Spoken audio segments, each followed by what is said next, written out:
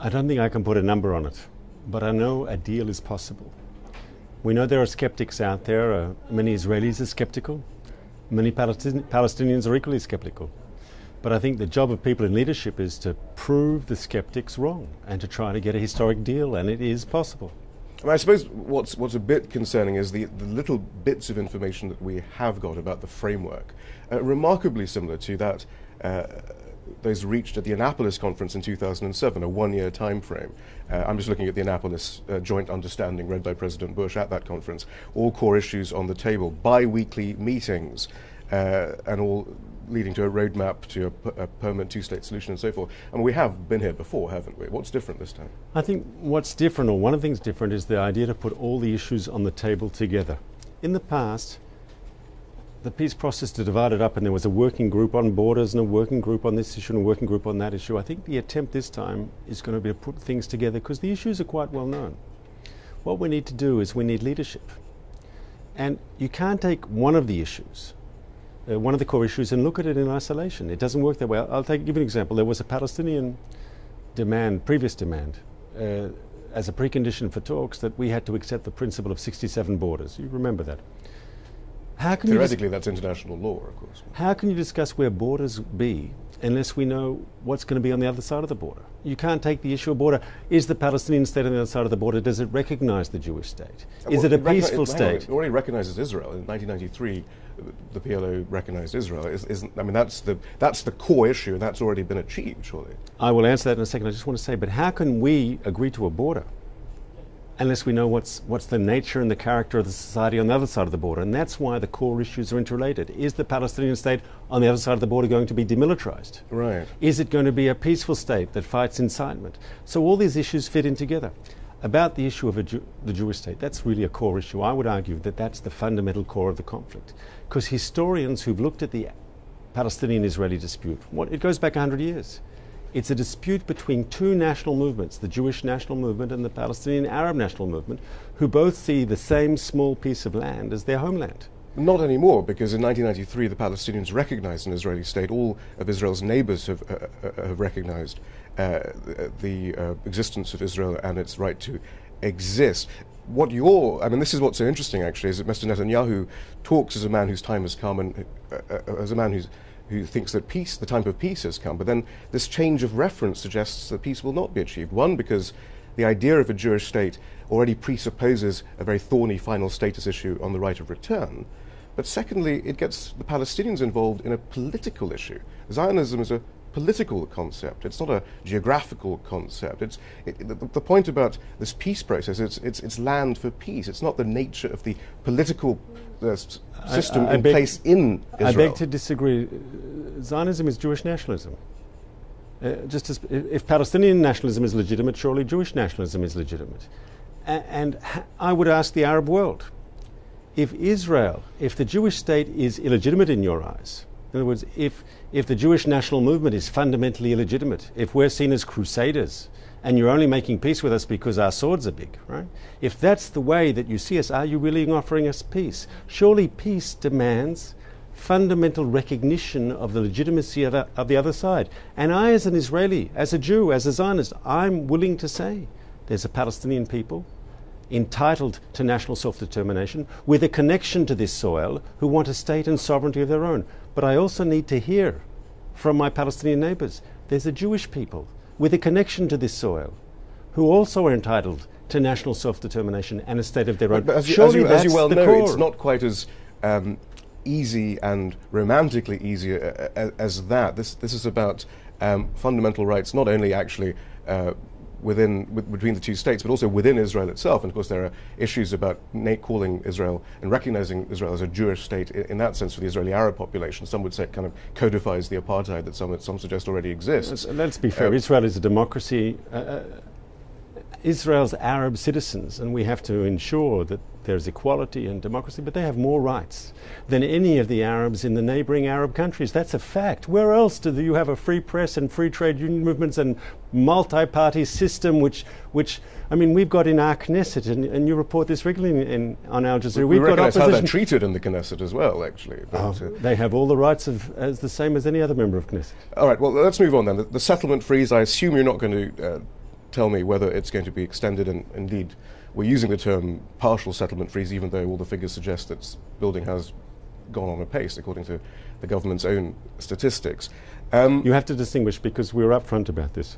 The freeze is about housing. The freeze did not include things like roads, things that are needed for security, but on the issue of housing, which the freeze deals with, we've been 100% on board and upfront. Right, okay, so within the terms of your own reference, everything is going well. At the very least, though, can you see there is a risk to these talks on September the 26th if this partial moratorium is not, this rather symbolic moratorium perhaps, is not actually extended?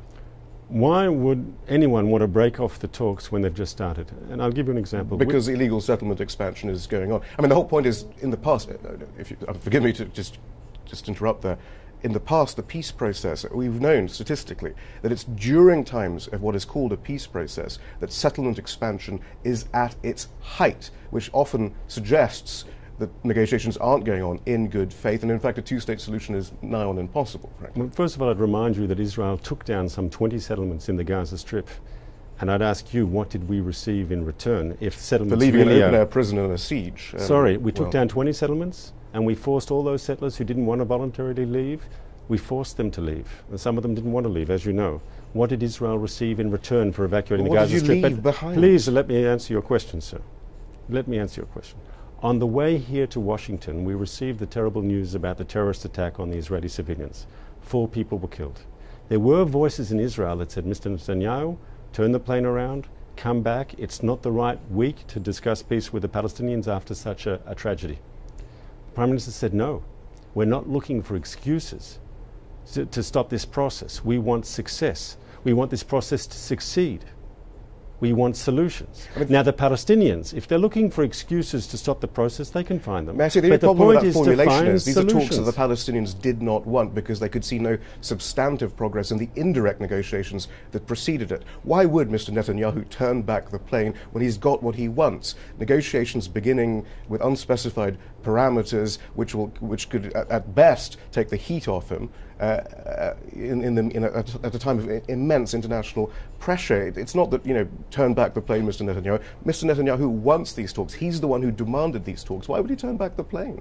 Because we've been saying that most of the international community agrees with us. How can you make peace without direct talks? The previous Palestinian position that I'm glad they've changed to, how can you make peace and say, without talking?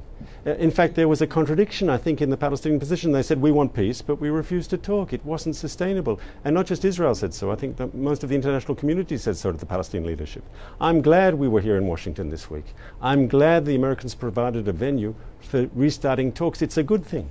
I suppose the reason for hope is that it's something that George Mitchell said, that if peace isn't made now, things can only get worse for both sides. Admittedly, it's difficult to see how much worse things can get for the Palestinians. But for the Israelis, at a time of enormous international scrutiny and criticism, things could get a lot worse. Increasing calls for boycotts and sanctions. Even the national security community in the Pentagon in Washington weighing in, saying we have to reassess our relationship with Israel because they are a strategic, or they could become, or if they haven't already become, a strategic liability. So there are two ways to look at this. Either Israel understands that and needs to make an equitable peace before it becomes an international pariah state, or they're using these talks to create a smokescreen to continue their actions and actually focus more on Iran and other issues. There are so many things that you said in your question that I don't disagree with. I don't know where to start from. We want peace because peace is good in itself. And I think most Palestinians want peace. What's the alternative? Violence and bloodshed? You said in the first part of your question, you said things are bad for Palestinians. That's not true. Look at the UN data. We had, according to the IMF, in the West Bank last year, you had 8.5%, 9% growth when most of the world is in recession. According to all objective data, unemployment is down, income is up. The press, Al Jazeera itself, has reported the opening of shopping malls, cinemas. I'm not saying that there isn't more to do. Of course there is. But to describe the situation in the West Bank as the worst it's ever been is simply untrue. I never said that, but yes. Well, you hinted things have never been so bad. That's what you said. For the Israelis, I would say that the things can't get worse for the Palestinians. But I suppose in the end, though, isn't the key that Israel still continues to talk of concessions, historical concessions. These aren't concessions. These are obligations under international law. Israel is an internationally recognized occupying power. It's not a matter of concessions. It's living up to international law. And isn't that where maybe the No, I misunderstanding always disagree. lies? International law says that Israel has to be willing to pull out of territories for peace, not unilaterally in hope for peace. We pulled out of Gaza. What did we receive in return? We're not going to pull out of the West But you Bank. pulled out of Gaza and then broke the Geneva Convention, but with collective punishment and so I forth. It's disagree. about, you know, I disagree. I don't think that's a fair statement of what happened. Are the Palestinian people, is the larger Arab world willing to see Israel as a legitimate part of the region? If they are, if they're willing to accept the legitimacy of the Jewish and state... they've all said so. The legitimacy of Israel is set in stone, let's face it. I hope that's true. Right. And I'd ask you then is why do we hear sometimes from the other side, we will never accept Israel's legitimacy as the Jewish state? Because that's concern. And I think what we're hearing today from the Palestinians shows that there's a new positive trend, and I'd encourage that. Ultimately, we're going to have peace and reconciliation. We're not going to have that by demonizing each other, by calling, like you were saying before, using language about apartheid state. Israel's a democracy. Everyone knows it's a democracy. If you use words like that, you're demonizing one side, you're turning them into a Satan. How can you have peace if you call the other side a Satan? It's about